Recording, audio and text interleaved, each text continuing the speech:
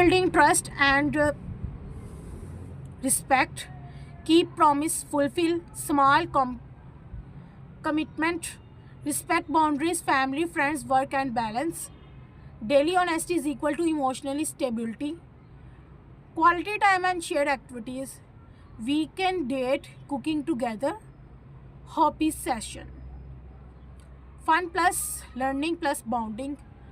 For examples, like study Sunday, morning breakfast with kids and spouse, like your husband.